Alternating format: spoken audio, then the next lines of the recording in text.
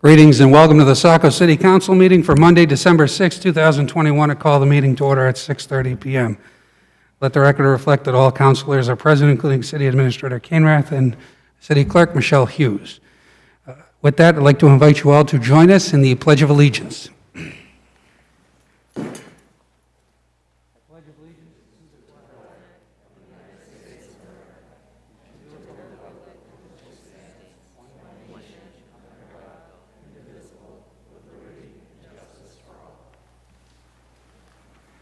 Thank you very much. There's no items under general tonight. It brings us to item 5. Is there any committee correspondence to council? No committee correspondence to council. Moving on to item 6, which is public comment. We have several folks that have signed up this evening. First up is Rob Biggs. For those coming up to the microphone, please feel free to remove your mask, keep your comments to 3 minutes, and speak directly into the microphone. My name is Rob Biggs. I live at 92 Middle Street, and I also happen to be the Executive Director of Saco Main Street. Saco Mayor and City Council, I wish all of you could have been here Saturday for the most amazing community event, and what an event it was. Thousands of folks flocked to our beautifully lit downtown to be part of the remarkable Saco Main Street Holiday Festival and Parade of Lights. The feedback so far has been one of delight, amazement, love for our city, and happiness that they are part of this great community. We've come a long way in 6 years from an event that had 30 entries and lasted 15 minutes to Saturday's parade that lasted over an hour with 100+ entries, ranging from the Old Orchard Beach Synchronized Lawnmower Team, local dance troops, Leary Farm, 5 fire trucks from 5 municipalities, and Saco, and Santa himself. It was one to behold. An event of this proportion could never have happened without the support of this elected body and many local volunteers led by Betty Brunswick and the City of Saco staff. To that end, I would like to profusely thank and acknowledge the Saco Police Department, Chief Jack Clement, Deputy Chief Huntress, and all of their team. Saco Fire Department, Deputy Chief Pendleton, and the crew on Saco ladder truck. Saco Public Works, Pat Fox and his team, as well as specifically Ed Profeno, for all his dedicated year-round of hanging of flags, banners, lights, and snowflakes. Saco Parks and Rec, Ryan Summers and team, as well as Erica Cody and Amelia Meyer. Saco City staff, City Administrator Brian Kainrath, Tori Gorman, Don Roth, Emily Roy, and of course Andrew Dickinson, whose amazing images allow us to show what a wonderful city that we get to call our home. It would be impossible for me not to acknowledge that it was all led and held together by Molly Donlin, the Saco Main Street Program Director. And finally, I want to publicly thank Holly Gordon, our extraordinary program coordinator, who 5 years ago walked into my office and said, "I live in Saco and I'd like to know if you need any help." So after a few weeks of her volunteering, I was so worried she might not come back, I asked her if she'd like to get paid and offered her a job. Thank God I did, as Saco Main Street would be nowhere near where we are today without her support. And with that, I'd like to thank all of you, particularly all the people who came to the event and all the other events that we have that make Saco the great city it is. Because Saco is friendly by nature, and let me tell you, it is happening. Thank you very much. Up next is Don Pylon. Thank you. Up next is Inga Brown.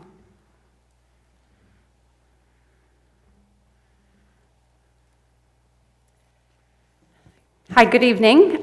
My name is Inga Brown. I live at 161 Simpson Road in Ward 1. Before I begin this evening, I have a separate random comment or question to make. I understand from being on the city's website and on the city's YouTube channel that the Zoom meetings for all of the planning board meetings, the video recordings from 2020, are no longer available on the city's YouTube channel, and on the planning board page, those videos have also been removed. They were there previously. So I would like to ask why that occurred and if they could be restored. Okay. Thank you for the opportunity to speak this evening. I think some of you might have whiplash from the last two meetings where the ecology school went from a presentation on November 22nd to a push forward on the 29th last week with a vote to start investigating the exploration of a municipal partnership for the turn lane as required by the contract zone. So first off, I'd like to just say I'm very alarmed at the speed and the lack of transparency for those two meetings during the Thanksgiving week. I find that very problematic. Perhaps some of you had a warm and fuzzy feeling after the meeting on the 22nd when the school's attorney waxed poetic and gave you revisionist history on the history of the turn lane. I would like to thank Public Works Director Pat Fox and Denise Clavette for their very factual and thorough presentation to Council. That's very important to have that information come forward. I strongly disagree with the attorney's presentation that the turn lane was a back-of-the-envelope item. In 2016, the subdivision regulations, which apply to financial capacity for this project, were reviewed by the Planning Board and the Council. And financial capacity includes something called the scope of review. And this includes that the developer has the financial capacity to meet all site plan standards. The board shall consider all relevant evidence to the effect that the developer is able to construct, operate, and maintain all aspects of the development. So it's troubling to me that an organization would present to Council changing the history of that turn lane and strong-arming you into believing that the city must entertain financial backing for that turn lane.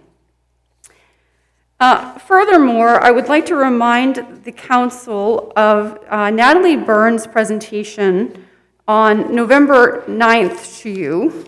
She talked about contract zone compliance, and she reminded the Council that enforcement, post-development execution, enforcement, this is something that she said, and I'm going to quote here what she said. She said, "The Council, which always makes the determination of a breach in consultation with code enforcement and the administration, this is how we go about enforcing things." And my understanding and experience has been that Council always likes to wash its hands of any enforcement issues related to contract zones, that this is simply in the code enforcement office's purview, if you will. But contract zones are given at the pleasure of the Council. You approve the contract zone, and therefore you must continue to be involved in compliance issues. I will refrain from further comments at this time, but I would like to just remind you, and you've all received an email in the past from me about this, the ecology school is in breach of its contract of site plan now for having developed some new structures on the site, 4 yurts that were never approved. They were never brought forward for a minor site plan amendment or a major site plan amendment. And this is very troubling to me. These yurts are structures that are advertised for rental, for use for meetings on the site. And I have followed up with the city planner about this, and I'm hoping that I can come back to you as this is a compliance issue, and I'd like to follow up with that. So I will do so in the immediate future. Thank you. Thank you. City Administrator Canrath, can we look into the issue with the planning board videos on the website? Thank you. With that, up next is Daniel Avila. Again, please state your name and address for the record. Keep your comments to 3 minutes, and feel free to unmask for the purposes of transmitting information. Thank you. My name is Daniel Avila. I live at 172 Highland Ave in Gardner, and I'm here to speak on behalf of Founding Farmers, LLC. We are a company that seeks to cultivate medical marijuana. With that being said, it is our understanding that tonight we'll be reviewing Article 168, so we'd like to make some comments on that. It is clear that Chapter 168 was hastily written and is contradictory in nature. Simply put, Chapter 168 demonstrates a lack of respect for constituents who voted to legalize medical marijuana, including disabled veterans such as myself. Daniel, sorry to interrupt. Can you just speak into the microphone? Some folks in the back can't hear you. No problem. Thanks. Chapter 168 expressly prohibits medical marijuana cultivators from owning and operating medical marijuana dispensaries, yet provides guidance on recommended modalities of operation, a clear contradiction of itself. We ask that you amend Chapter 168 to allow medical marijuana cultivators such as myself to own and operate a medical marijuana dispensary and to provide friendlier operating and hours to accommodate patients. Additionally, we ask that you allow small businesses such as ourselves to operate legally by accepting all forms of payment, including cash. Currently, Article 168 prohibits the acceptance of cash and calls for the acceptance of Visa, MasterCard, PayPal, all of which prohibit the use of their services for the purchase of marijuana. Additionally, we ask that you amend Article 168 to permit more than one dispensary in a single zone to operate. Section A calls for one medical marijuana dispensary per approved zone, of which the city of Saco currently has one zone with multiple operators. Thank you. Thank you. Up next is Peg Mills.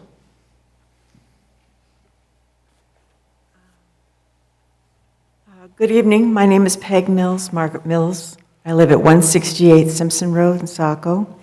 And it's more of a question.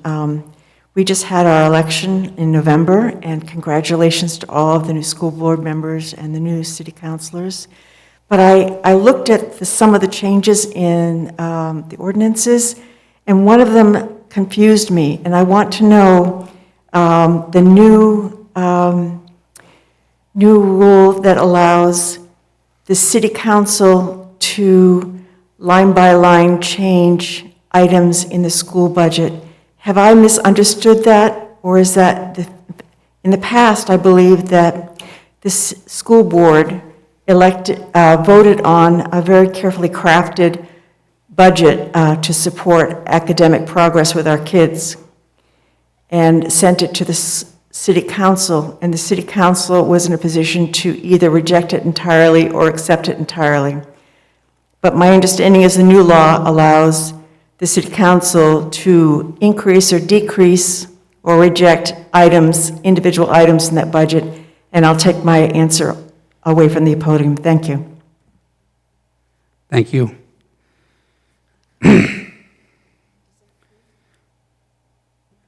That is not true, Margaret. Again, this is not a question and answer session. We want to be careful not to make that a constant process moving forward. However, it was that the city council had the ability to change 11 cost centers. That is no longer the case. The charter amendment makes it so it's an up or down vote on the entire budget as presented to the city council.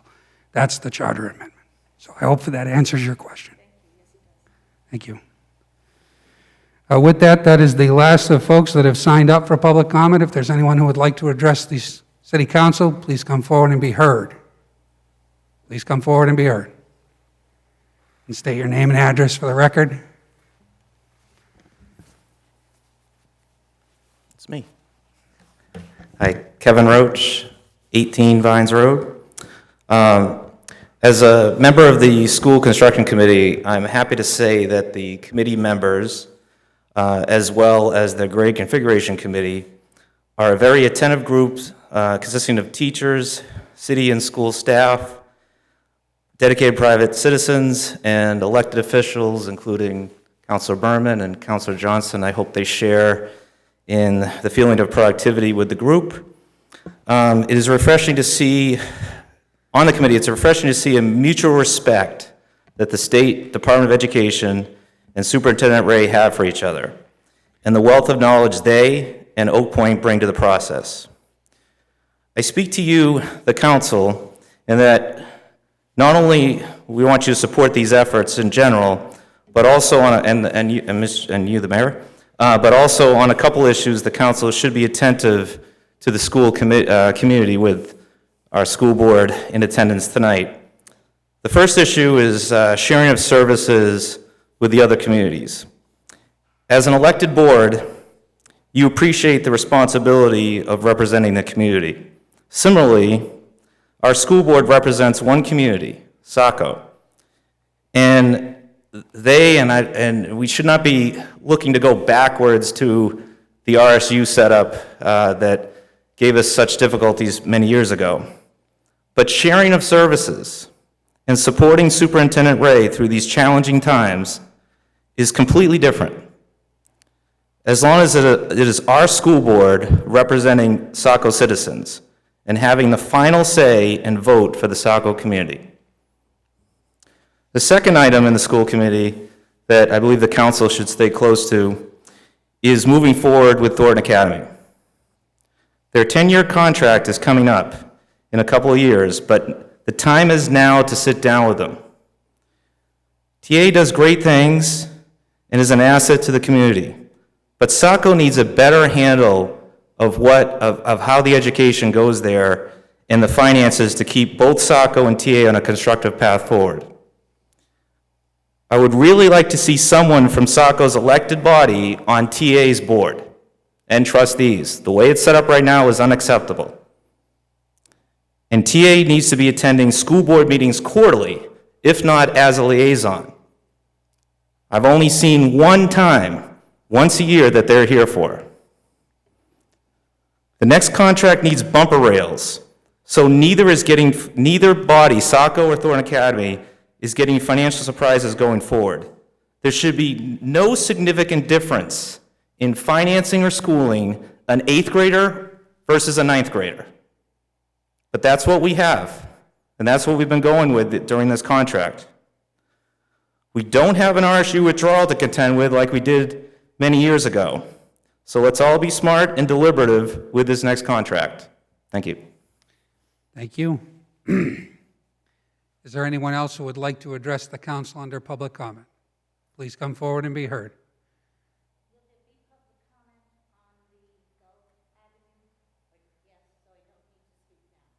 That's correct. It is a public hearing, so there will be the opportunity to speak on that issue. Okay, moving forward. We are at item 7, approval of the minutes for November 22nd and 29th. Is there a motion to approve the minutes? So moved. Second. Moved by Councilor McPhail, seconded by Councilor Hatch.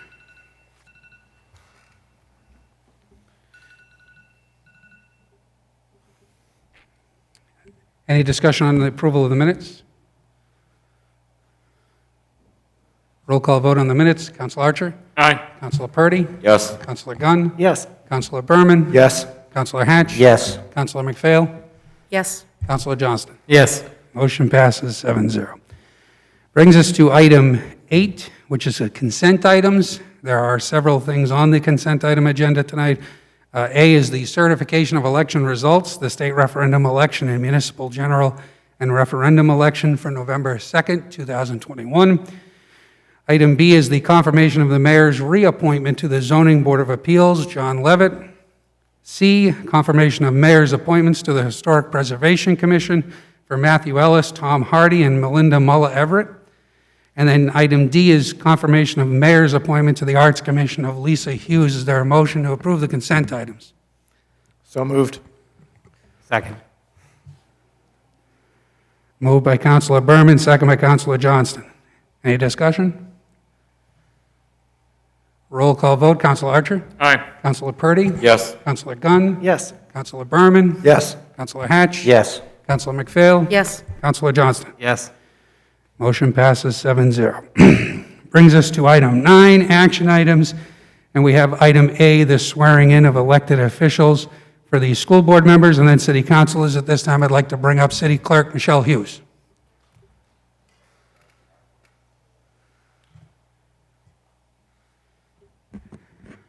At the same time, I'd like to invite School Board Member William McGill and School Board Member Arthur Archie up to the front, please.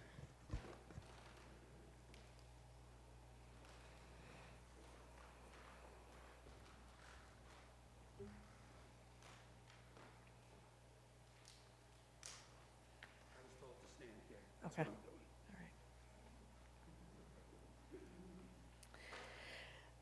The following MSAU school board members were elected to serve a 3-year term to expire on December 2nd, 2024.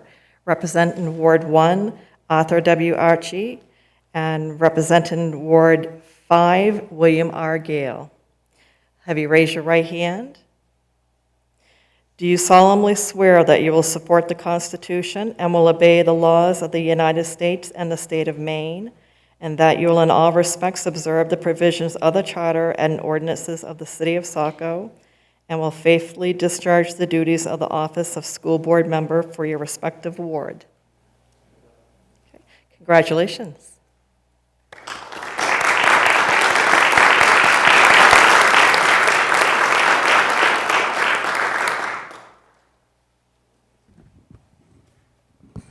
At this time, I would like to invite Councilor Archer, Councilor Gunn, and Councilor McPhail.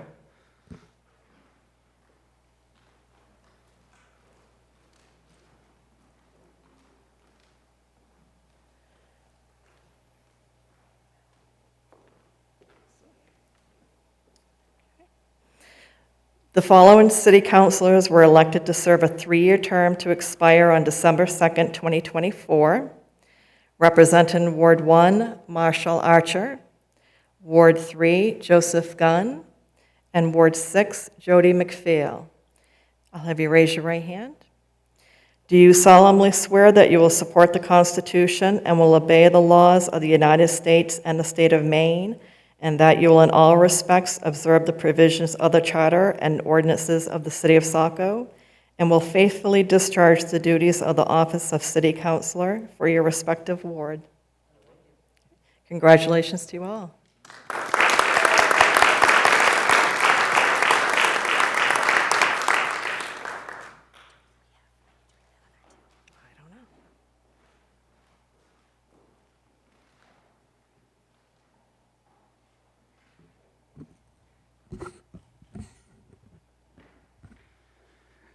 At this time, I'd like to bring up also Jeff Richard and Beth Johnston.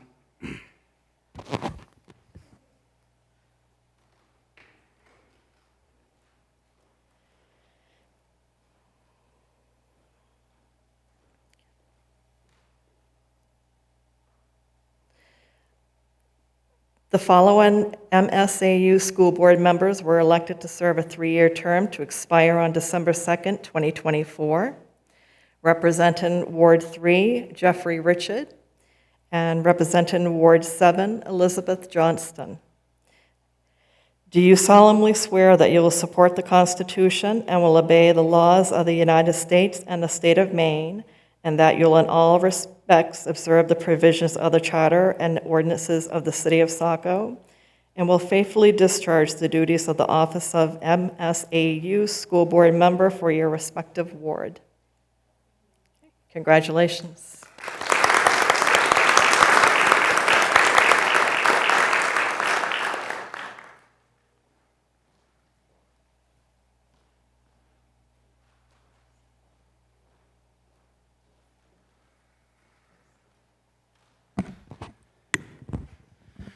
Thank you very much, and congratulations to all those that put their name in the process, went through the election process, and the folks that were victorious in that process. So thank you very much.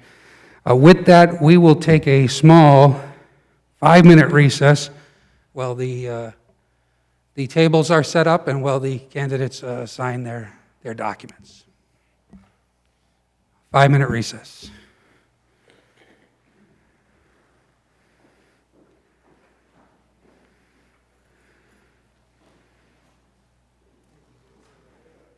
What's that? Yeah.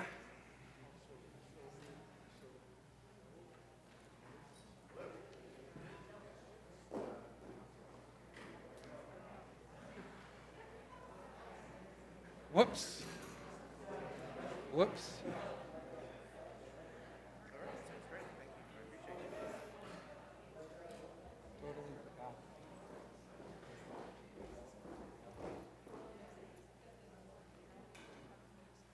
Got this one down here too?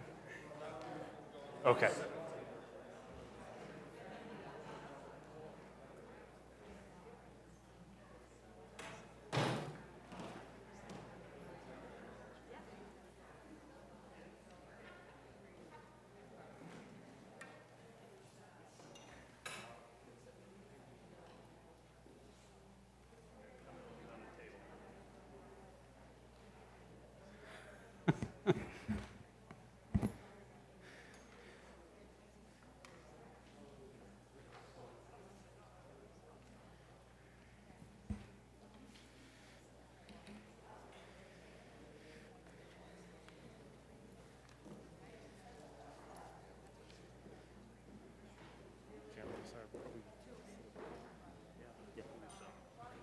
Kind of going with it. Well,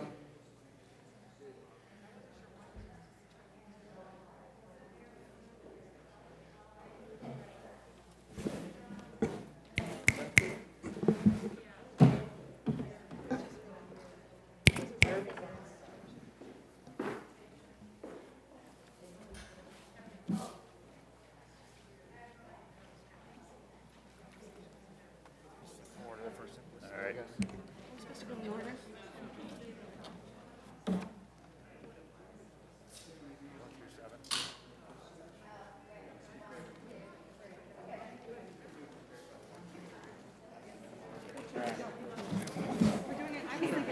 You get the split.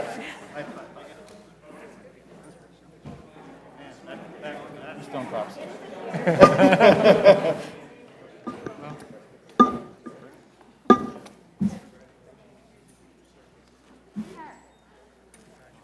Thank you.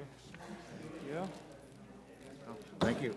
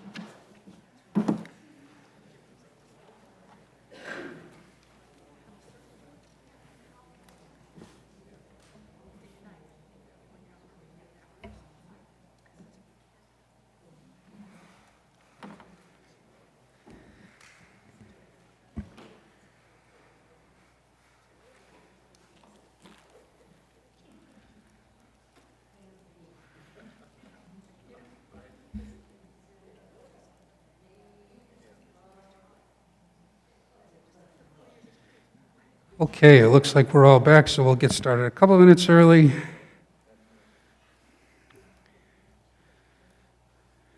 And that is item B, Councilor Gunn.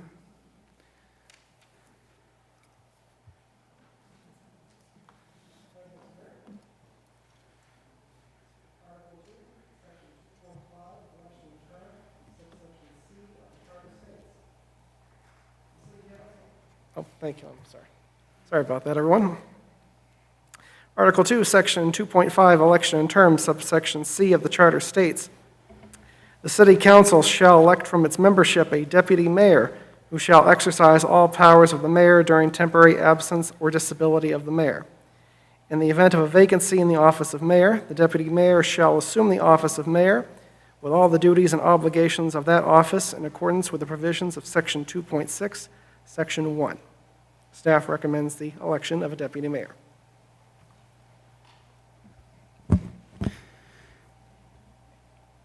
Is there a motion for a deputy mayor from the council? Councilor Purdy? Thank you, Mr. Mayor. Be it ordered that the City Council move to elect Councilor Jody McPhail as Deputy Mayor of the City of Saco for the term of 1 year commencing January 3rd, 2022. I move to approve the order. Motion has been made Well, second, Mr. Mayor. by Councilor Purdy, second by Councilor Berman. Any discussion?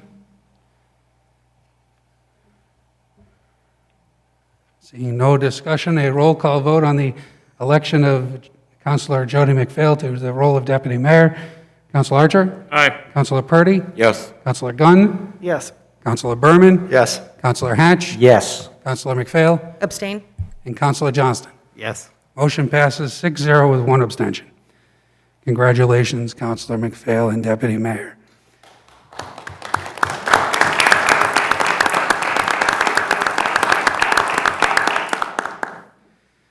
With that, we move to item C, confirmation of council liaison and appointments to committees. Councilor Purdy. It is the practice of the City Council to have council members serve as liaisons with city boards, committees, and commissions. By code, some committees and boards include voting rights. The mayor has made updates to the individuals appointed to these bodies and is seeking council confirmation. The rules and order of business contain a brief description of these boards, committees, and commissions. Be it ordered that the City Council approve the mayor's appointments as detailed in the document titled Saco City Council Liaison and Appointments to Committees, December 6, 2021. Motion's been made by Councilor Purdy. Is there a second? I'll second. Was that second by Councilor Johnston? Thank you. There is one item that was left off unintentionally, and that is for Councilor Archer and myself to be put on to the Chamber of Commerce that we currently sit on, and that was an omission, unintentional omission. Is there a council that'd be willing to make that amendment? So moved. Councilor Johnston with the amendment to add Councilor Archer and myself to the Chamber of Commerce Committee. Is there a second? Second. Second by Councilor Purdy. Any discussion? Roll call vote. Councilor Archer? Aye. Councilor Purdy? Yes. Councilor Gunn? Yes. Councilor Berman? Yes. Councilor Hatch? Yes. Councilor McPhail? Yes. Councilor Johnston? Yes. Motion pass, or the amendment passes 7-0. Back to the main motion as amended. Any discussion?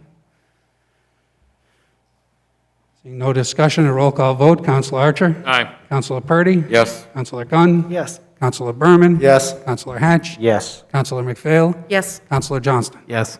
Motion passes 7-0. Thank you very much, Council. With that, that brings us to item D, a joint meeting with the school board. We are going to have three pieces of this. Actually, we're going to have two. We're going to have budget updates for city and schools, and then a school construction update. Item 3, the ethics and FOIA training will not happen this evening. We will invite you back for ethics and FOIA training January 3rd, but unfortunately, the city solicitor could not be here tonight out of an abundance of caution due to some issues. So that will not happen this evening. Again, mark it for January 3rd, our first meeting in January, Monday night. Thank you very much. With that, budget updates from the city and schools. I'd like to invite up Finance Director Salas to give us start with a budget update from the city.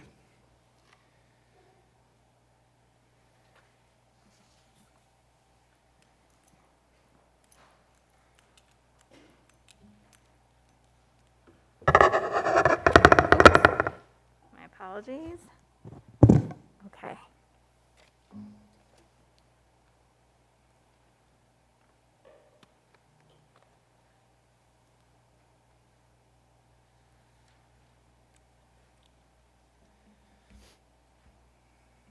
Just getting set up here.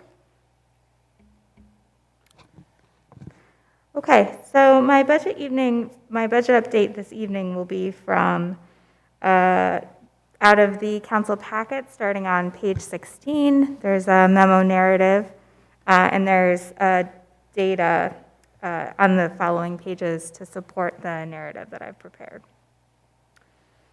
So, due to the timing of this budget update, so we are in December, however, it does usually take between 1 to 2 weeks to journal all of the activity for November. We do have a lot of payments at this point that come in through web payments that requires a month-end reconciliation close, so we haven't yet finished journaling November, so this update will be through October of 2021. Year-to-date revenues have been strong. Net operating income is at 9.2 million to date, and the undesignated fund balance is at 31.18%. Since the financials are still being finalized for fiscal year 2021, these undesignated fund balance numbers should be considered estimates. As expenses continue to roll through the next few months between tax due dates, of course, the fund balance will go down. Expenses overall are tracking behind forecast by 11%. Most significantly, the county tax bill was not paid until November. However, that bill has been paid. Capital, economic development, fire ambulance, fringe benefits, insurance, planning, school, solicitor, and transfers are all considered on target because their expenditures are currently within 5 points of forecast. The assessing department is 53% behind, largely because no expenditures have yet been made on the revaluation, which was budgeted for 2022, fiscal year 2022. Administration information technology behind 19% and 16% respectively, because fees, including software and memberships, are budgeted up front but expended through the year. Those two departments have significant budget line items associated with fees and membership. City clerk is tracking 33% behind, largely because general assistance expenditures are tracking low again this year. There's been a lot of federal funding for those in need due to the global pandemic. Also, staffing costs associated with the election were expended in November. Code enforcement is 12% behind forecast due to an opening over the summer that has since been filled. Communications is 32% behind forecast because some equipment purchases have not been yet made and some software fees have not yet been billed. Contingency is currently 58% behind forecast because tax abatements have only been $14,149 to date, well below the $260,000 in total abatements for fiscal year 2021. So the assessing department has worked very hard to bring down that abatement number. Council is currently 30% behind forecast due to supplies, training, and miscellaneous expenses, which are all trending lower than forecasted. Finance is 23% behind forecast because the deputy director position was not filled until the end of October. Grant expenses, which qualified for funding, total $21,866 year to date. So one of the benefits of separating out grant expenditures separate from our departments is that it does allow the council to have visibility into the great work that our departments are doing to get funding to cover a portion of their expenses. Human Resources is 23% behind forecast because the department was not fully staffed until the end of until November. Parks and Recreation is 26% behind forecast. There's a couple of reasons for this. First of all, the Parks and Rec department was challenged, as many organizations are, with the labor shortage. Additionally, there's been some management practices put in place to prevent overtime. So there's just been it just has to do with scheduling and the number of hours scheduled. The police department is 18% behind forecast because of persistent staff openings, which reduce our base pay expenditures. Public Works is 20% behind forecast because of a couple open positions and because the paving schedule was delayed in favor of other capital projects in the fall. Paving expenditures should pick up pace again in the spring. Supported entities are 29% behind forecast because a payment to the Dyer Library was missed. We have worked with the Dyer Library on a better system for issuing monthly payments, so this doesn't occur again. That is everything on the expenditure side. Are there any questions? Any questions for Director Salas? Councilor Hedge? Just an observation, and I think it's more for general comment, and Glennis certainly make sure that I'm speaking correctly here, but we seem to have a lot of what appear to be expense savings, but a lot of it's attributable to open positions. And I think when we come into the next budget cycle, we have to remember that with any luck, we'll be able to fill positions. I'm sure it's similar on the school side. So for the public's benefit, I just want to make sure that that point is made clear. And please correct me if I'm wrong. No, you're absolutely correct. Again, the city, like many organizations currently, is challenged with very competitive labor market, but I know Human Resources is doing a really good job supporting our departments and getting those positions filled. So we have confidence that we'll be able to keep our departments fully staffed as we work through the next couple of months. Okay, so moving over to the revenue side, revenues are tracking a touch ahead of forecast, 3% ahead of forecast, thanks to strong collections on tax revenues in the first half. Building rentals, fire and ambulance, parks and recreation, and real and personal property taxes are all considered on target because they are within 5 points of forecast. City clerk revenues are 46% behind forecast, again because of low distributions of general assistance. This is offset by savings on the expense side. Code enforcement revenues are 23% behind forecast. This is the first year that revenues have tracked behind, so if you've been watching these budget updates for a couple of years, you know that code enforcement consistently was significantly ahead of forecast. We did bump up the revenue number for fiscal year 2022 because of that strong performance. However, it looks like the development activity, the intense development activity that we've seen over the last couple of years may be slowing. So this is the first time I've seen code enforcement fall behind. We'll keep a close eye on this number over the next couple of months and adjust the code enforcement revenue budget for fiscal year 2023 if it seems like these revenues are coming down. Finance revenues are 12% behind forecast due to tax and lien interest being lower than anticipated. This is probably due to the interest rate, so the state did cap late payment interest at 6% for fiscal year 2022. That wasn't accounted for in the estimate for finance revenues, so that number is coming in a little bit lower. Again, grant earnings year-to-date are $16,866, so we are continuing to go after grant funding where available for departmental expenses.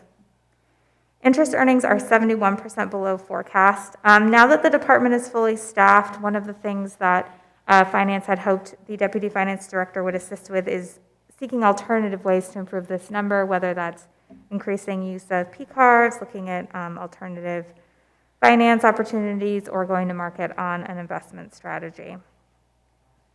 Planning revenues are 16% ahead of forecast.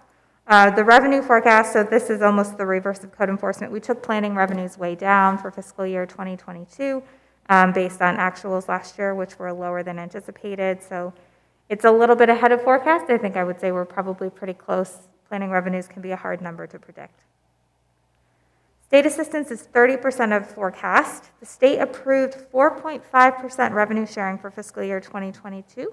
A major win for us as a municipality and all of our partner municipalities in the state of Maine.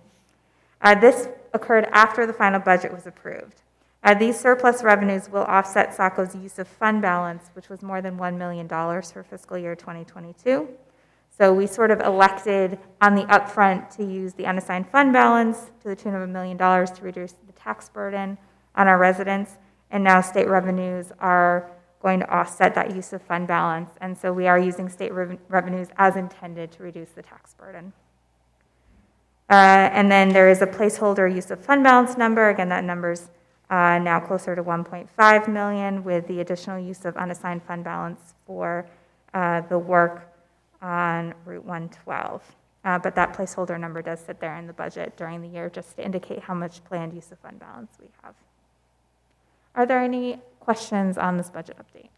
Thank you. Any questions for Director Salas? No questions? Thank you, Director Salas. Thank you. Now for a school update, will we hear from you, Superintendent Ray? Superintendent Ray. Yes, good evening, everybody.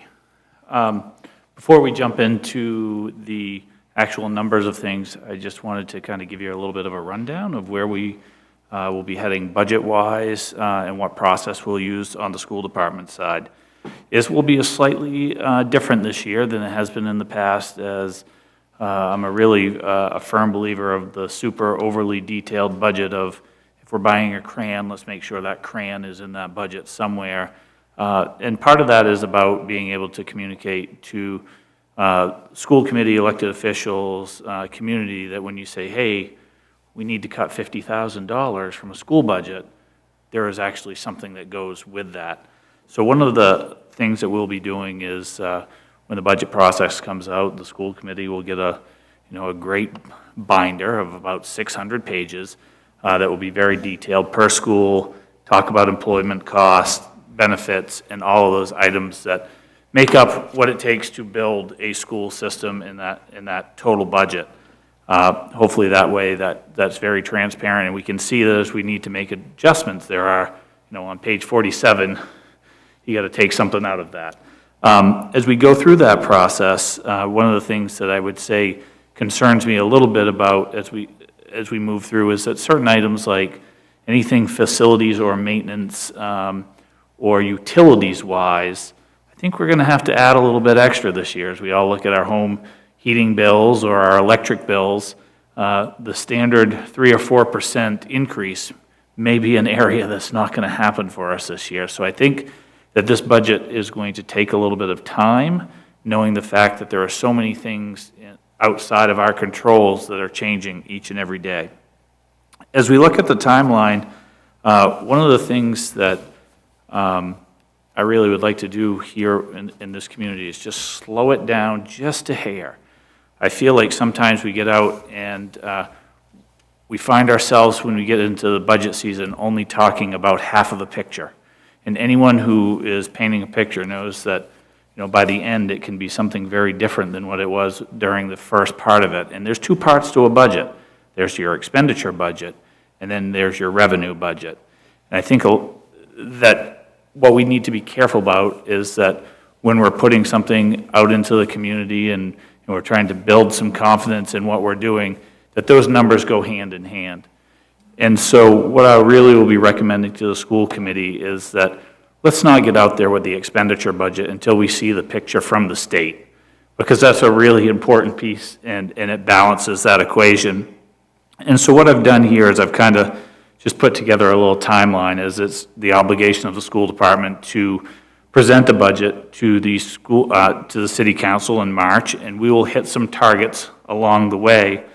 But that big piece really coming when we get the state subsidy from the DOE, so that we can really put something out there and we're really talking about the whole thing, not just parts of it. While I think this budget, and just like any budget, can be a challenge, one of the things I really want to caution ourselves about is that I actually believe that FY24 could be a greater challenge for communities than this time around. One, we had a carryover this year, which is a positive thing. Number two, because of our subsidy, we're able to get rid of the debt that we have with the city by the end of the year. There is federal funds that are floating around communities that can help offset things. But through this last year, the biggest piece that concerns me is the rising home values and property values in southern Maine. And this year, the state, we have not received what the kind of Saco number will be, but the state property values increased 5%. And so every percent or so that you exceed the state average is going to mean over time that money is going to be shifted away from you in the state formula. And so I think that is something that we have to be very cautious about, because if we get into the FY23, and if all of southern Maine has, as we know, the property values have skyrocketed, that's going to shift a lot of money to other parts of the state, which means a decrease for us and a challenging position for our taxpayers.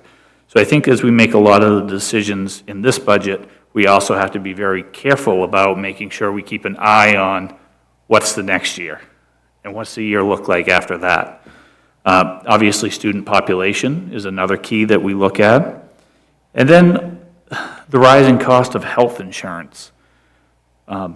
Just being careful of how this COVID thing is going to play out for us in the insurance markets.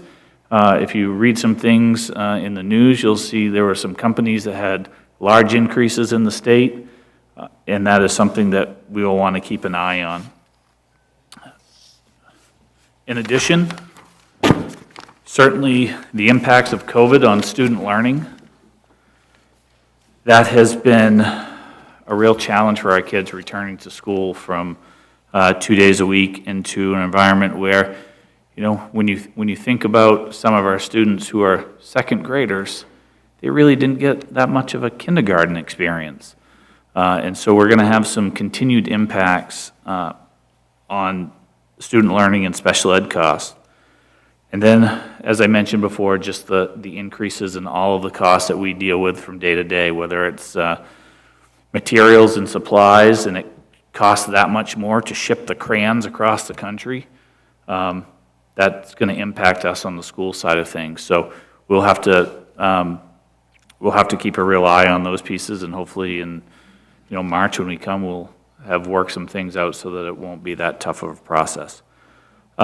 If you click on the link in the memo under November financial statements, it will bring you to the breakdown of where we stand today. And I want to commend Jason for the hard work and the business office for the work that they've done, because we've asked them to do a few things a little bit differently. And this is our first month of looking at items a little bit differently. But what I've asked them to do is, in the past, instead of necessarily anticipating all the cost, I've asked them to place encumbrances on all of the things that we know that we're going to spend money on. So we know that there is going to be a tuition payment for 9 through 12. So let's encumber that money, move that off the books. We know that teacher X is going to be here. And so we've started to roll over our numbers into a situation where we have encumbrances. And while we look at available balance at $4.5 million still in the budget, there are still some things that we are working on, whether that be making sure we encumber heat, electricity, and that is the next step for us. And so what I would say is that I feel right now, at the moment, very good about where we stand financially moving into the end of the year. And by encumbering things this way, I'd rather have money coming back towards us in June instead of the surprises that can come in when there's a time for if someone retirements and there's a contractual obligation and whatnot. If you go back to the other graphs on the paper on the memo that I sent to you, there are a couple of areas that I know that we pay a lot of attention to in Saco, and one of those is tuition at the 9 through 12 school. And we currently have 893 students and 8 students on a superintendent's agreement, and that was budgeted for 931 students. And so budget to actual, and we haven't seen the tuition rates yet, so I'm just predicting that it would be the same as what we had budgeted for. There's about a $432,000 savings in that line. And then on the special ed budget that was sent to us in the spring and anticipated versus current cost estimate, which can change based off move-ins or change in programming, there's about $288,000. So looking right now at $721,000 sitting in those lines, that hopefully will put us in a great place at year end and being cautious about things, because I really would like to see a situation for us where each year we're having a little bit of carryover and not working in that negative, so that we can be a little bit more predictable, and that if an emergency arises, we're not going back and forth. The second piece is earlier in the year there were some questions about cost savings with shared services, and I wanted to make sure that you all had that information, as we are predicting that with shared services there is a cost savings for not only this community but for the others that are involved. Other pieces that, as you know, there's a lot of talk about federal funds, ESSER 1 and 2 in particular, and some of the improvements that we've tried to make with these funds. One of it is air quality and capital improvements at Saco Middle School. Trying to upgrade some water bottle fill stations so that you're not having the regular old fountains and you can actually put a bottle up there. I actually made a mistake on this one. This should have been Young School, auxiliary space at Young School. You'll hear some more conversation at Planning Board, but looking at building a place that we would have 4 classrooms available. As we did the reopening plan, we know that a majority of building permits happen to be on that side of town. We are still going to be in that building for another 5 to 6 years, hopefully on 5 side, not 6. But the other piece that this community will have to take up in the next coming years is that we have 3 years remaining on the Toddle Inn lease. And what's going to happen is we're going to have a gap in between Toddle Inn and when we're hopefully into a new school building. And so that's something that we're going to have to address. And having an auxiliary space and a little bit of buffer for classrooms may be an opportunity for this community to use federal funds to build and solve a short-term problem while also possibly avoiding the additional cost of lease space in the future. That's yet to be determined, but making sure that we have some thoughts around that, because that's about a $350,000 lease when you get into those years. And I believe the contract reads that there's an option to renew for like a 3-year period. We are looking, using the ESSER funds to add swipe card access at all of the schools for security reasons. I see that as something that we identified as a kind of a big weakness for us, is the ability to make sure that we can swipe in and out as employees change, or if someone used it, we're not handing keys to everybody in the community. Additional nursing support has been huge for us this year, to be able to help our nurses manage the pooled testing.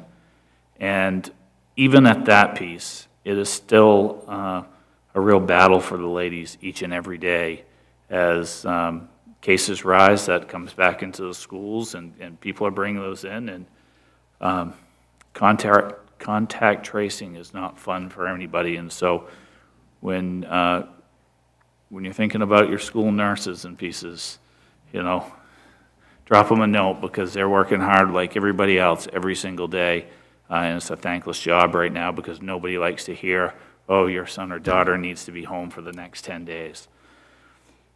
We'll use the money for additional cleaning supplies, snow removal equipment at SMS, as I said, pooled testing, and then reopening materials. So financially, I feel like we're in a really, really great shape right now. Try to use the federal funds to the best of our ability to save on taxpayers' costs and to think about the future. So if there's any questions on the financial end of things, I'd be happy to entertain those through the mayor. Thank you very much. Any questions for Superintendent Ray?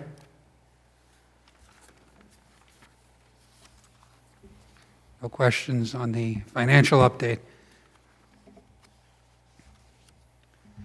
Will you be leading us on the school construction update now? Yes, Okay. and I will get some help from Meg on this one, as Assistant Superintendent Parkhurst has done a lot of great work here, along with a lot of members of this community who are stepping up to the plate right now and coming together, because we need, as a community, to figure out what is going to be the best educational path for our students. And in your packet, what we have here tonight is just looking at the 5 stages of building a building process. And currently, right now, we have a site inventory committee, we have the overall building committee, and we also have a programs committee. And a programs committee is the group that will talk about what is going to be the right grade levels to put into this building. Our inventory committee is trying to find all of those pieces of land in the city that may be available and hopefully don't sell too quick on us, because that's a challenge that Southern Maine has right now. And through this process, we have come up with, at first glance, and they're not all here on the paper, but about 13 or 14 different grade level configurations that could possibly occur in the city. Now, at the same time, working with Oak Point's associates and members of the building committee, we also have to kind of work with the DOE. Because one of the things that the DOE is not going to do for us is probably solve all of our problems that we have facilities-wise on their dime. And they were kind of clear with that with us last Friday when we talked to them that, there are just certain things that they may not support, and there will be some pieces that we will have to, as a community, say, okay, are we going in this direction, or are we going in that direction? As you can see in your packet, and again, this is just a list of what program committees are thinking. This does not mean that we've made any decisions whatsoever, but as a group of individuals, we've come up with kind of 6 different options to look at, and really trying to not only focus on what problem we're solving, but also be mindful of what challenge still exists once you make this decision. And so, as you can read through here, highlighted in green are buildings that could be or mostly be state-funded, and they range from a pre-K through 3 school to a 4-5 school at Burns. And what we've listed is grades in the school and the number of students, because I think that's one of the pieces that we have to really be thoughtful about is what is going to be the appropriate number of students to put into a school in Saco, on top of all of the other impacts that once you have an idea of how many students or families could be visiting that school on a given day, then we need to look at what does that building site do to that section of town, and how do we move that forward.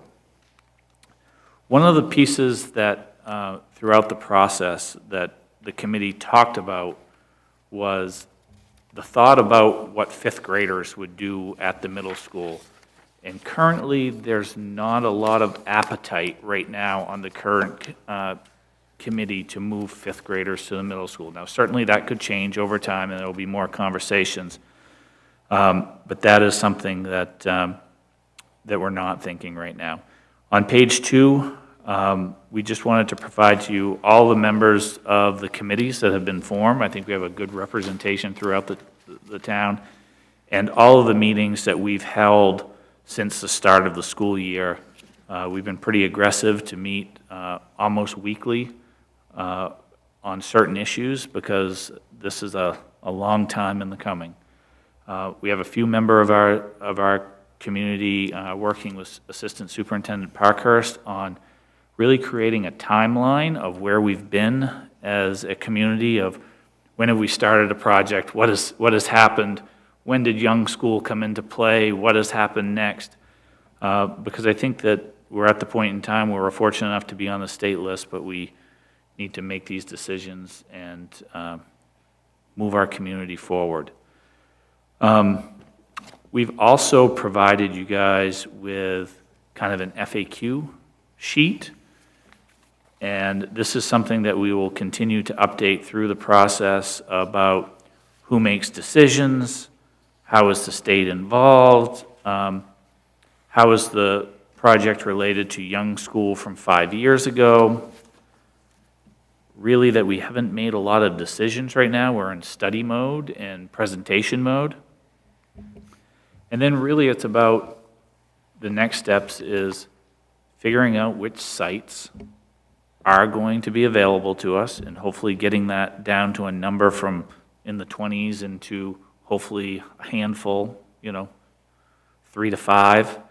And how do those sites match the grade level configuration? And so our next step is, as we move into that process, will be then to have another public meeting in January so that we can start discussing what some of those options may look like so that parents can be involved, the community can be involved, and then really working hard to solidify what that site could be, and so that all of the teams in the city can, give their input on what traffic studies look like and all of those pieces. We're also think that it's very important to be able to present to you and to the community what the financial impacts of all of these projects would be, because like I said, whatever decisions we make, there is going to be another challenge that exists for us.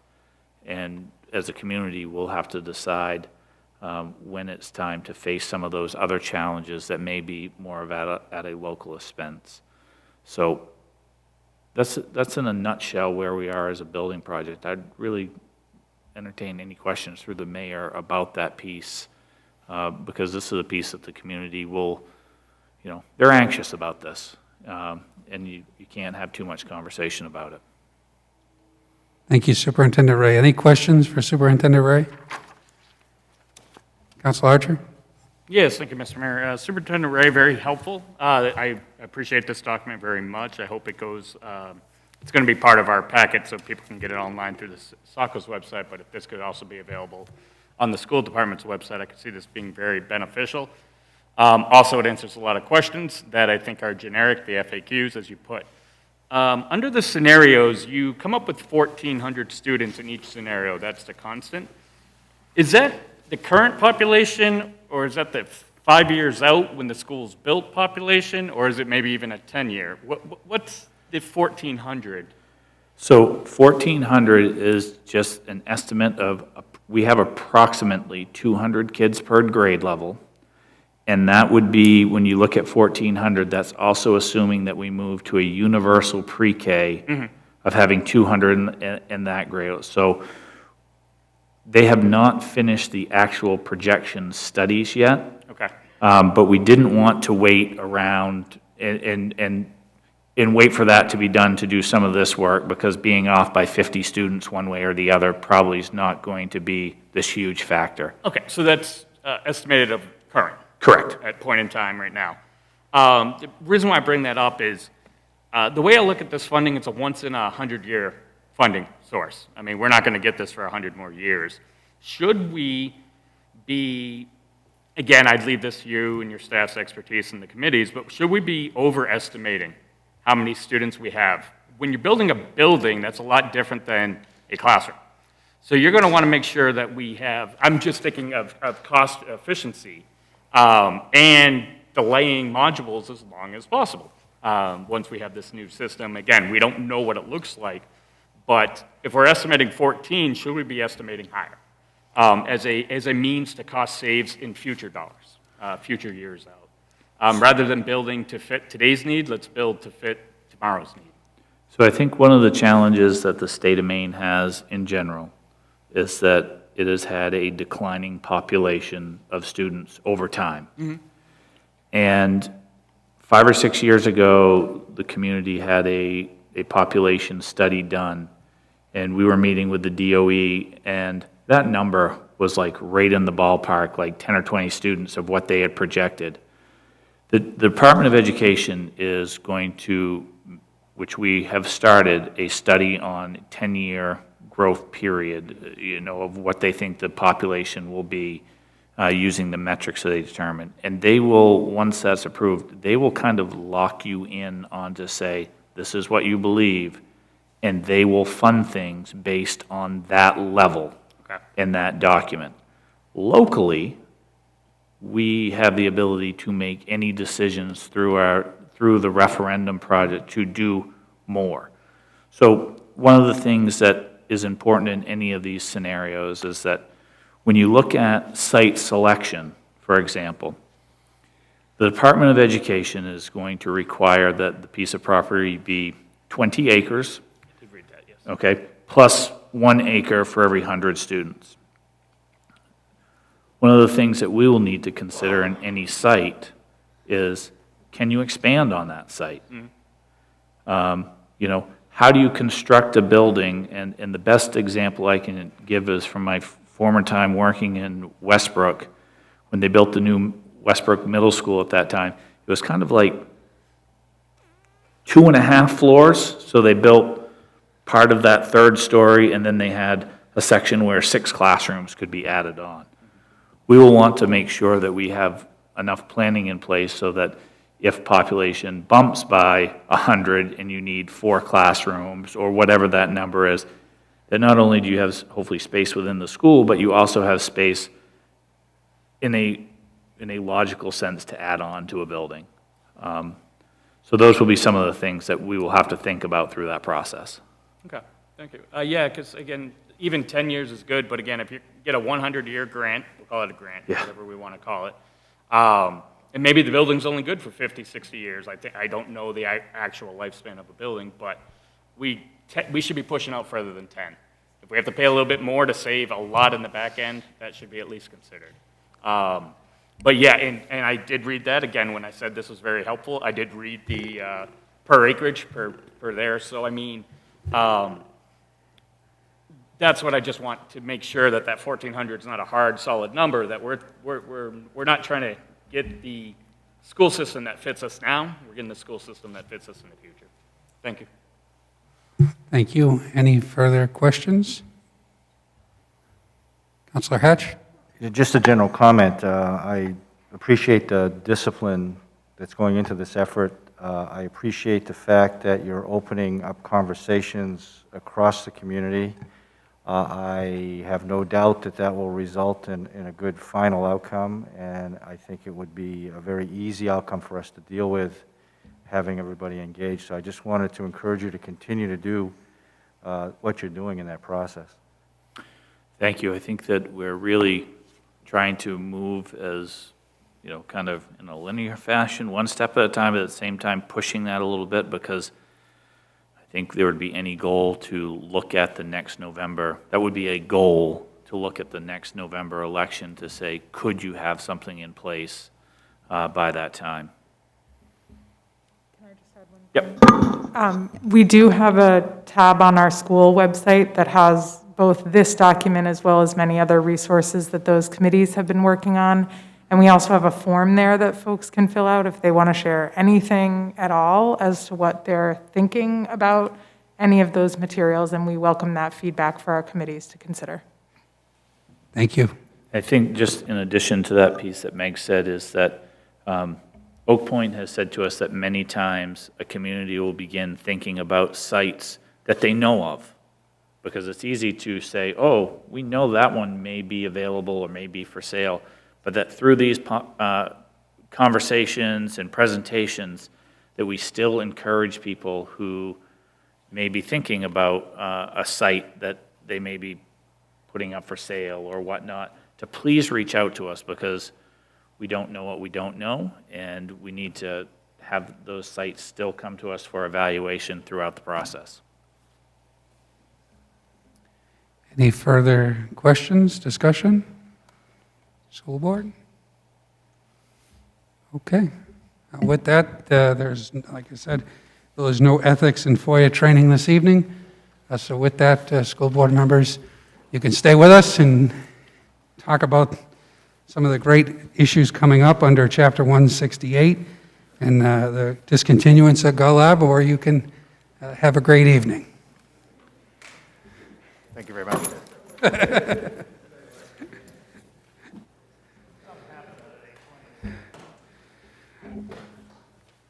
With that, we will move on to item E. We thank the school board and the superintendent and the deputy superintendent for coming and providing us with that update. Thank you very much. And again, congratulations to those of you that were elected and re-elected.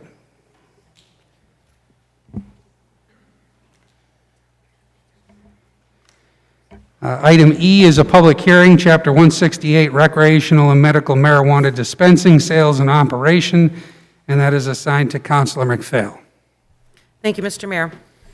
The City Planning Board recently conditionally approved a medical marijuana registered dispensary. The city's prior life safety ordinance, Chapter 165, which regulated marijuana uses, expired by its own terms.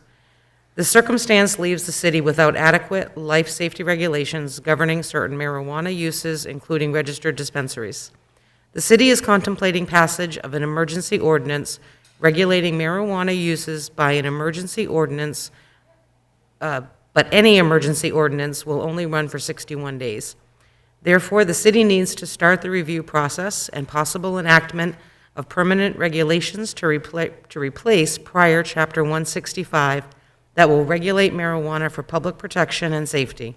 Staff have drafted a proposed final version of the comprehensive regulatory program for marijuana uses. I move to open the public hearing. Motion's been made by Councilor McPhail to open the public hearing. Is there a second? Second? Second by Councilor Hatch to open the public hearing. Any discussion? Roll call vote to open the public hearing. Councilor Archer? Aye. Councilor Purdy? Yes. Councilor Gunn? Yes. Councilor Berman? Yes. Councilor Hatch? Yes. Councilor McPhail? Yes. Councilor Johnston? Yes. Motion passes to open the public hearing 7-0.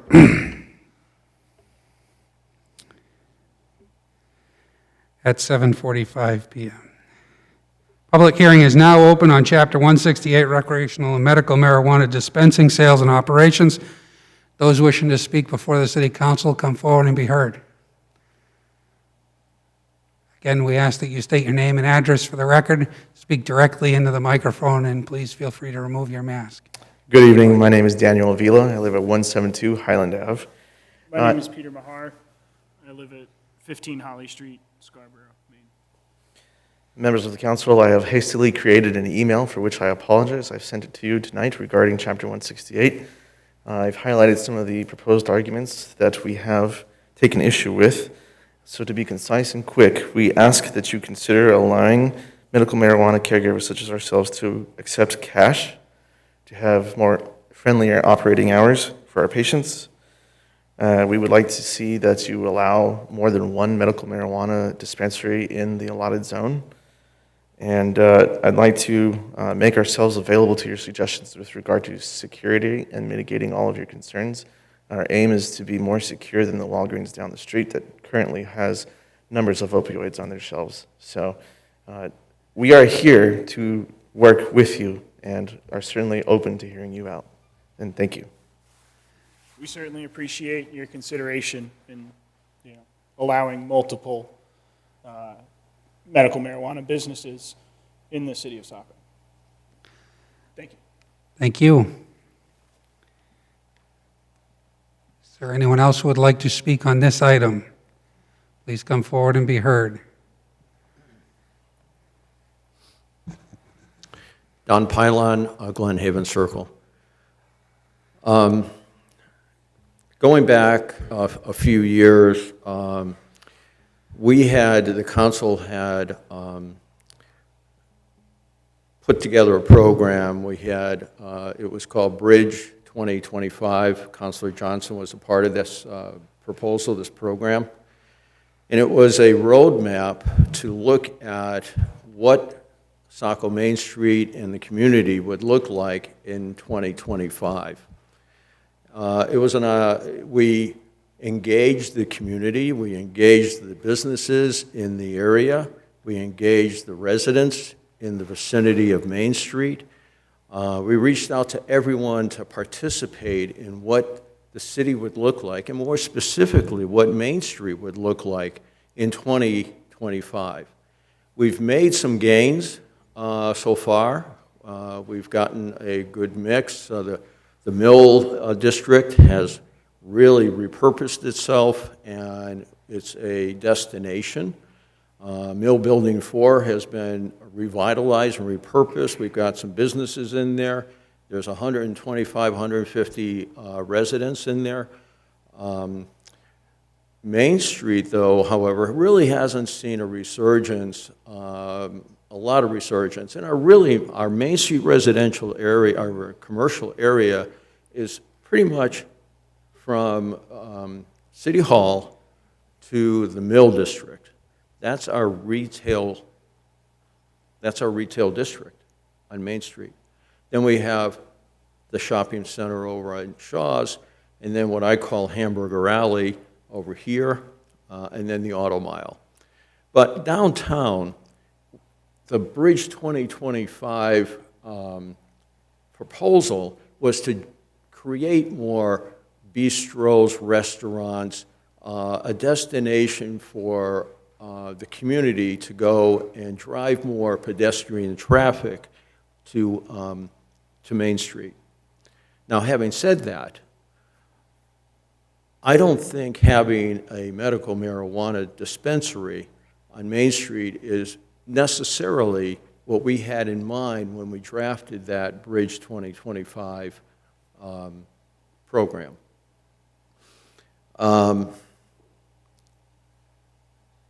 someone said to me recently, well, would you have another pharmacy on Main Street? You know, a pharmacy, a medical marijuana dispensary. I mean, I think that's a discussion, but I don't think that that's the kind of, I don't think a medical marijuana dispensary is truly what we need on Main Street.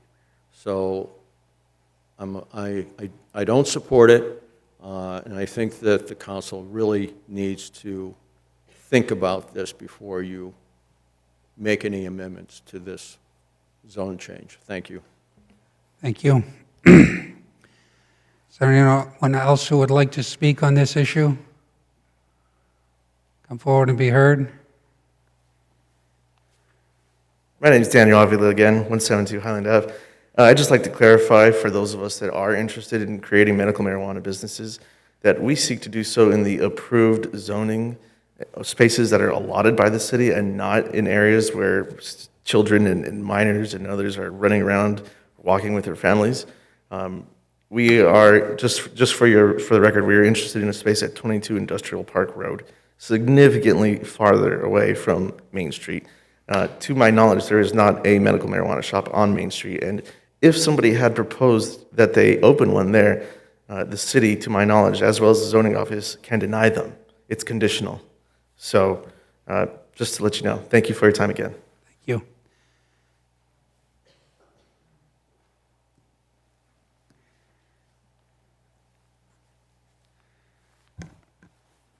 Hello again. Kevin Roach, 18 Vines Road.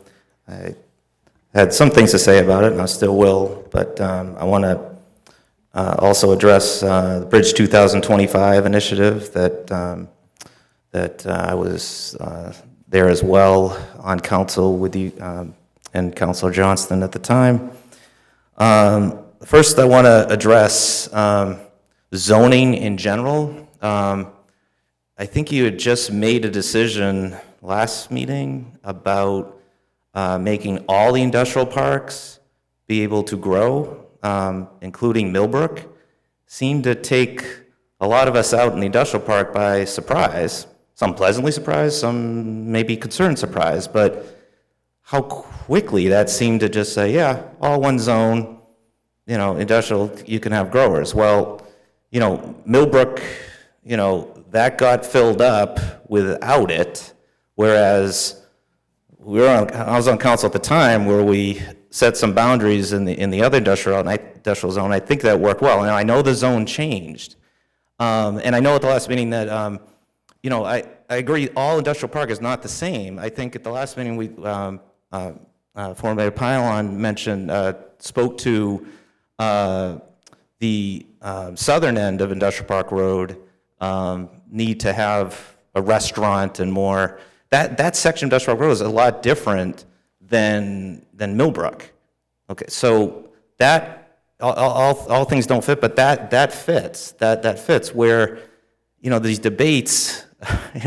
This has been drawn out. This ordinance debate has been drawn out forever. I think since at least the rezoning, and yet we're easily to get by that by making growing be okay, regardless of where you stay on the issue. It just process allowed that to happen pretty quickly, and yet we're still debating on this side. My other point I want to make about this debate is also, so that's on the zoning side. I want to kind of put out to the forefront here what the underlying problem here is.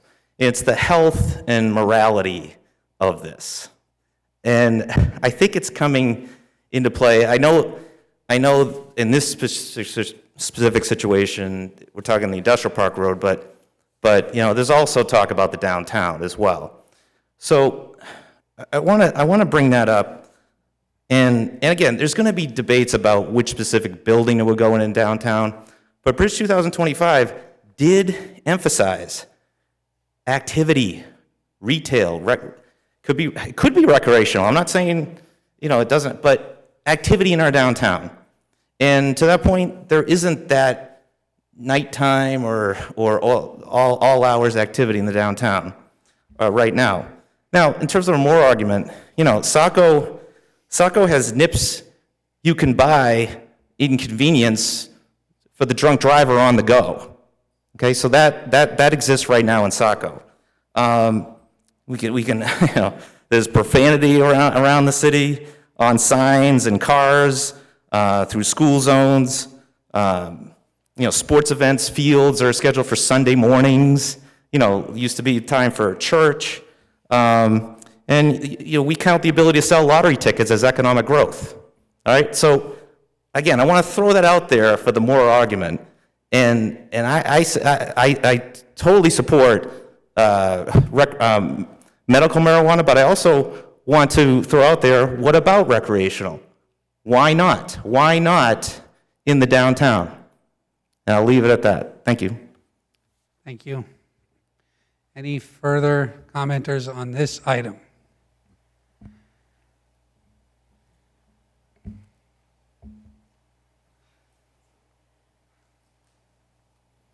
Jane Karen, 264 Lincoln Street in Saco. And thank you for your time tonight. And there were not only myself, but a few in the neighborhood where I live got together and reviewed some of what Chapter 168 outlined. And we were very much in support of some of the findings and the zoning that was outlined in this 168, and really appreciate the council continuing to support very careful review and regulation on the recreational marijuana dispensaries, and specifically around downtown, the school, and the enforcement codes and penalties. So if this is what is recommended and being reviewed, there is some support out there for this current Chapter 168 proposal. Thank you. Thank you. Any further comments on this public hearing? Seeing nobody seeking recognition, Councilor McPhail. Thank you, Mr. Mayor. I move to close the public hearing and to schedule the final reading for December 13th, 2021. Second. Motion's been made by Councilor McPhail, second by Councilor Johnston. Close the public hearing and set final reading for the 13th of December. Any discussion? Councilor Berman. Yeah, thank you, Mr. Mayor. I would just like to remind the public, especially those who spoke, that there are actually 3 issues regarding marijuana in the city. There are zoning ordinances, one of which we passed recently, I think at the last meeting. There's the life safety ordinance and building code, which is before us now. And there are also covenants for the industrial parks, all of which may affect the ability to grow or not grow marijuana in various places of the city. And you should be paying attention to all of them as you consider this issue. I'd also like to let the city administrator know that I will be putting in a couple of requests for amendments to be made to Chapter 168 for the final reading, in line from some of the suggestions we've heard tonight. Thank you. Any further discussion? Roll call vote. Councilor Archer? Aye. Councilor Purdy? Yes. Councilor Gunn? Yes. Councilor Berman? Yes. Councilor Hatch? Yes. Councilor McPhail? Yes. Councilor Johnston? Yes. Motion passes 7-0 at 7:58 p.m. Brings us to item E, a public hearing order of discontinuance of Gull Ave public easement. Councilor Berman. I'd prefer to have someone else read it, if possible, Mr. Mayor. Thank you. Is there a councilor that'd be willing to make the motion? Councilor Gunn. Thank you, Mr. Mayor. Gull Avenue was deemed abandoned by the City Council back in 1989. At that time, the city voted to retain a public easement for purposes of beach access. Following the 1989 vote, the abutting landowners exercised greater control over the area comprising the former right-of-way, and eventually structures and a driveway came to be placed into former right-of-way. The 2 abutting owners are requesting the city terminate all rights, the remaining public access easement, across the former Gull Avenue right-of-way. Given the location and the lack of nearby parking, as well as the beach access provided by nearby Bayview and the Ferry Beach State Park, city staff believe there is no compelling reason to keep this public access easement. The statutory process to discontinue a public easement requires the council hold an initial meeting to consider the matter. If the council determines that a discontinuance is warranted, it will sign the proposed, quote, order of discontinuance. It must also decide if any abutter is owed damages or compensation as a result. A subsequent public hearing should then be scheduled. The discontinuance process should terminate any future maintenance obligations, as well as any public access rights to cross the subject parcel of land. It would result in an increase in the taxable value of both the butters' lots by removing the public easement and by allowing that corresponding amount of beach frontage to be fully owned by and accessed to the lot owners. For this reason, the staff recommends the council award $0 in damages for the discontinuance. A map of the parcel's right-of-way is attached as Exhibit 3. Also, please take note, the city, likely in error, listed Gull Avenue as a paper street in 2017. Either the city had failed to recall the 1989 vote or concluded that it still needed to list Gull Avenue as a so-called paper street because of the retained public easement. In either case, this action removes all claims of right or interest. I move to open the public hearing. Motion's been made by Councilor Gunn to open the public hearing. Is there a second? Second. Second by Councilor Hatch to open the public hearing. Any discussion on opening the public hearing? Roll call vote to open the public hearing. Councilor Archer? Aye. Councilor Purdy? Yes. Councilor Gunn? Yes. Councilor Berman? Yes. Councilor Hatch? Yes. Councilor McPhail? Yes. Councilor Johnston? Yes.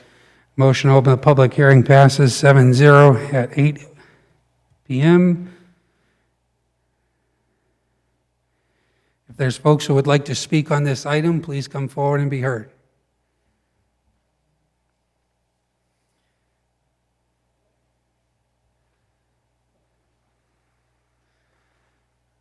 Good evening. My name is Kathleen Giorgio. I live at 15 Plymouth Drive in Saco. And I appreciate you giving me time to speak tonight. And my question is, why would the council give up the right to the beach for the residents of the city of Saco for the value of a few people? The beachfront property owners in this part of this beach put up signs claiming it's private property and no trespassing. They've already made it an unfriendly place. Saturday, I took a walk down Seaside, which people do still walk in my world. They walk, they ride bicycles. There are lots of ways to get to the beach. It doesn't require a car. So I went to all of the access points that supposedly exist. And what I found was I couldn't get through on any of them. They have all been overgrown. Now, that doesn't mean that there isn't a way to make access. It just means that it's not there today. And that's true on Gull Avenue. Yes, they did put a garage in what was the city's access, but there's space between those two houses where somebody could, if it was cleared, walk to the beach. And when I started this on Saturday, I thought I'd be walking up one to the beach and back down the other. I couldn't get to the beach on any of them. I don't know how else to say it, but it's wrong.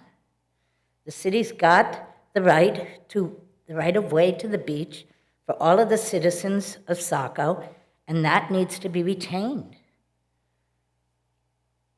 I don't know what else to say. Thank you. Thank you. If there's anyone else who would like to speak, please come forward and be heard.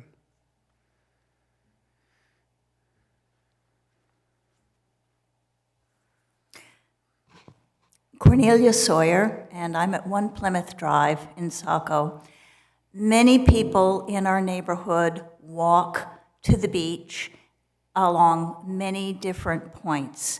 And I have gone through the park and actually accessed the beach, this was a few years ago, on one of those access points.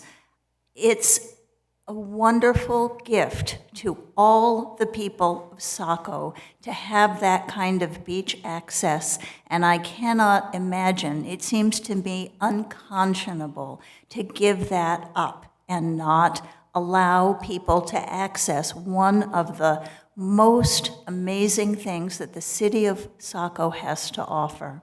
I think that it would be a wonderful gift to all of the citizens to make all of those access points accessible. And I'm sure that we could get volunteers to clean them up, and I'm sure that we could find some way that would be acceptable to the abutters of Gull Avenue to find a way to continue the access point there as well. So I ask you, please, not to abandon the access point and the right-of-way easements on any of those streets. Thank you very much. Thank you.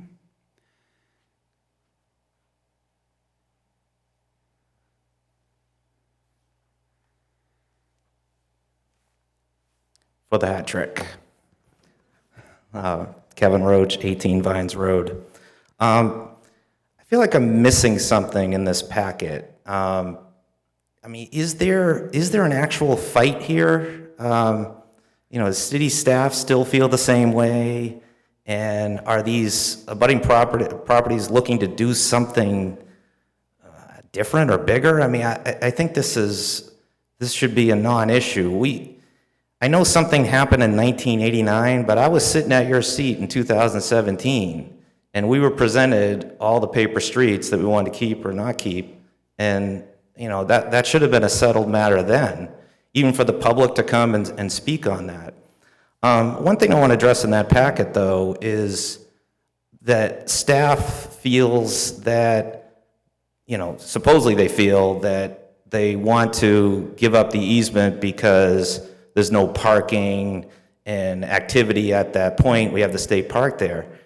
Aren't we all talking about bike paths and more community access from those bike paths, or walkers, or more activity anyway? I mean, we don't have free access from the state park. That's a pay-for situation there.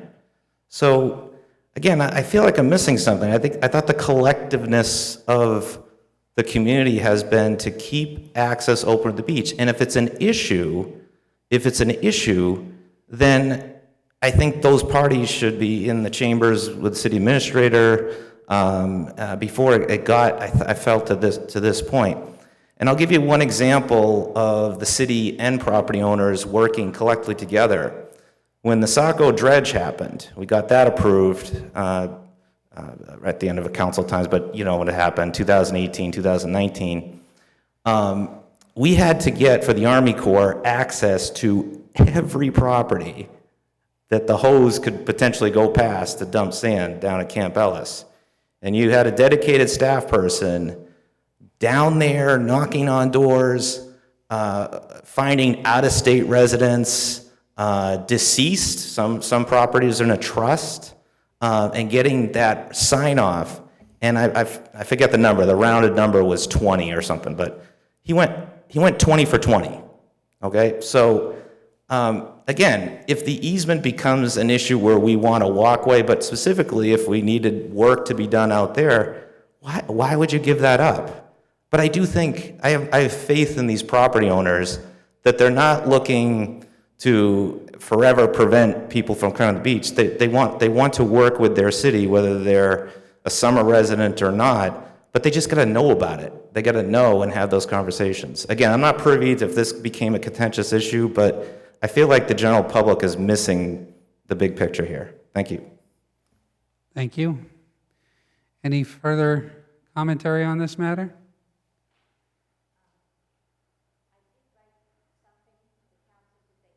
They did. Okay, if there's no other speakers, Councilor Gunn.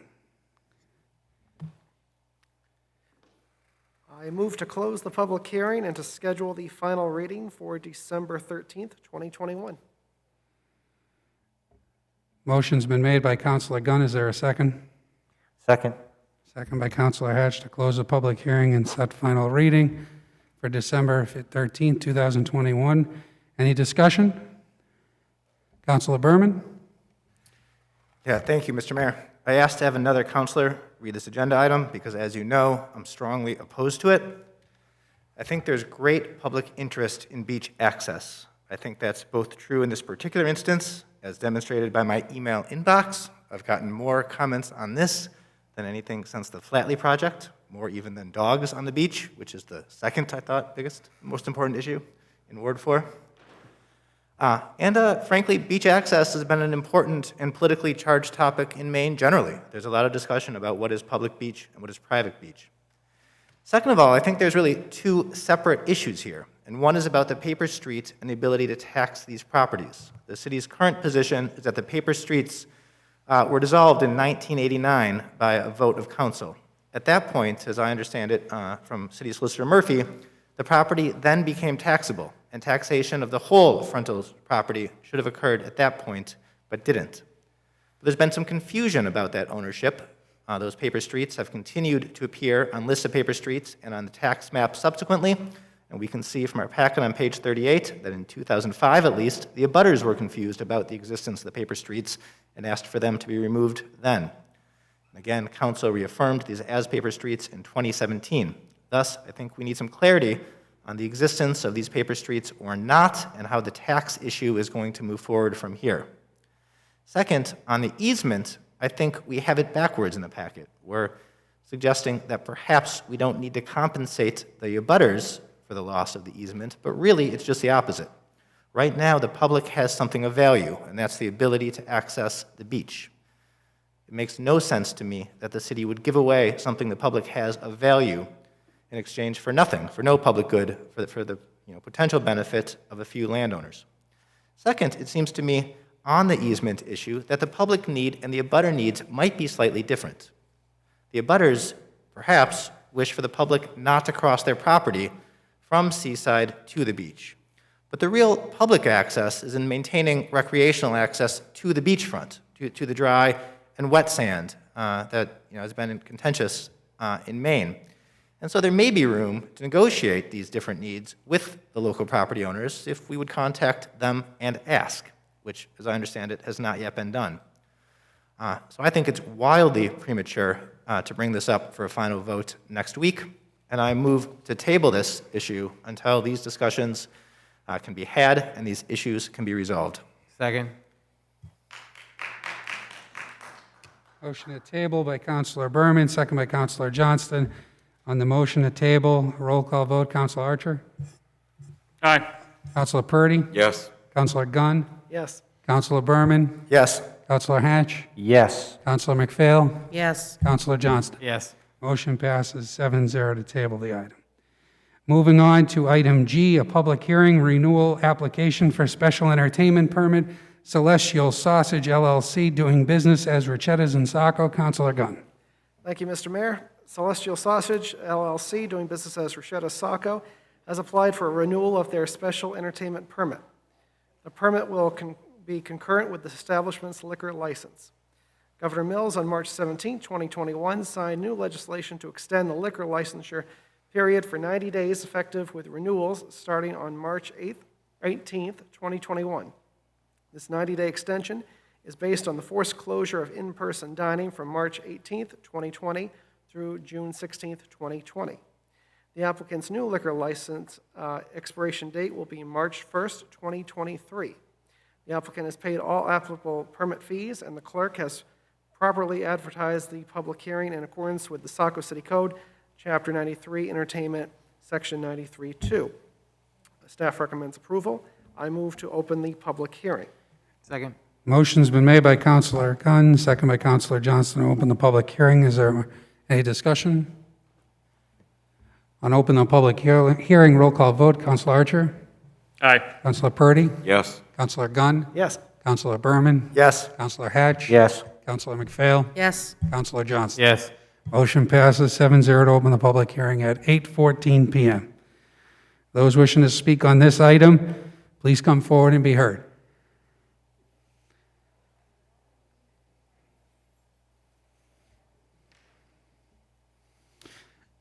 Seeing nobody coming forward, Councilor Gunn. Thank you, Mr. Mayor. I move to close the public hearing and be it ordered that the City Council grant the renewal application submitted by the Celestial Sausage LLC, doing business as Rochetta Saco, for a special entertainment permit to be concurrent with the establishment's current liquor license. I move to approve the order. Second. Motion's been made by Councilor Gunn, second by Councilor Johnston, on closing the public hearing. Any discussion? Roll call vote. Counsel Archer? Aye. Counselor Purdy? Yes. Counselor Gunn? Yes. Counselor Berman? Yes. Counselor Hatch? Yes. Counselor McPhail? Yes. Counselor Johnston? Yes. Motion passes 7-0. There's no new business item under 10. That brings us to item 11, administrative update. City Administrator Canrath.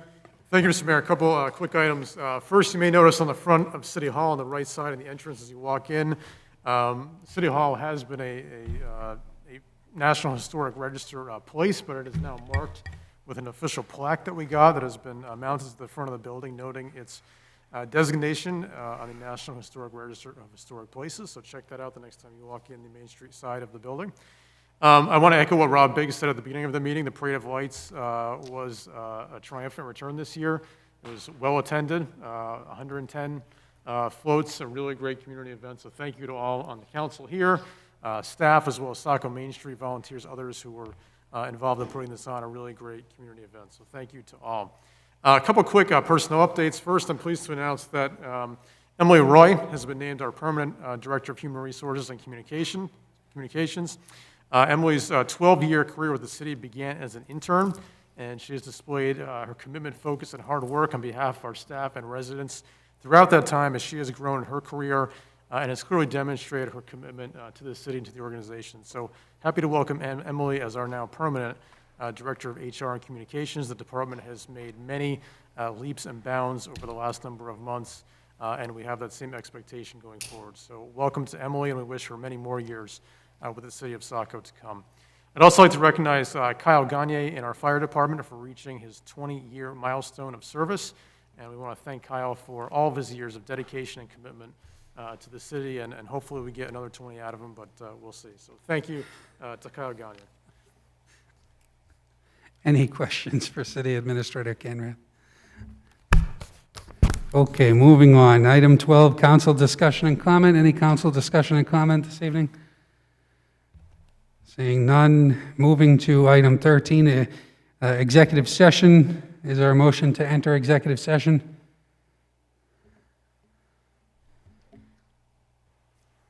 Be it ordered that the City Council enter into executive session pursuant to MRSA Title I, Chapter 13, Subchapter 1, Section 405-6, acquisition of property. Motion's been made by Councilor McPhail. Is there a second? Second. Second by Councilor Hatch. To enter executive session, any discussion? Roll call vote. Councilor Archer? Aye. Councilor Purdy? Yes. Councilor Gunn? Yes. Councilor Berman? Yes. Councilor Hatch? Yes. Councilor McPhail? Yes. Councilor Johnston? Yes. Motion passes 7-0 to enter executive session at 8:18 p.m. Executive session will be downstairs. Downstairs.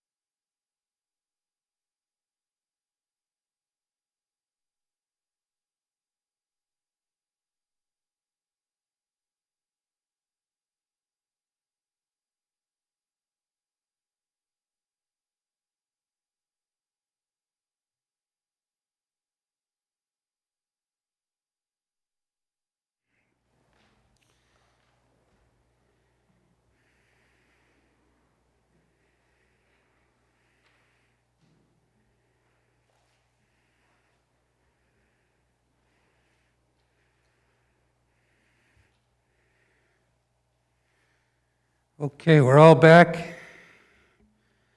At 8:52, is there a motion to exit executive session? So moved.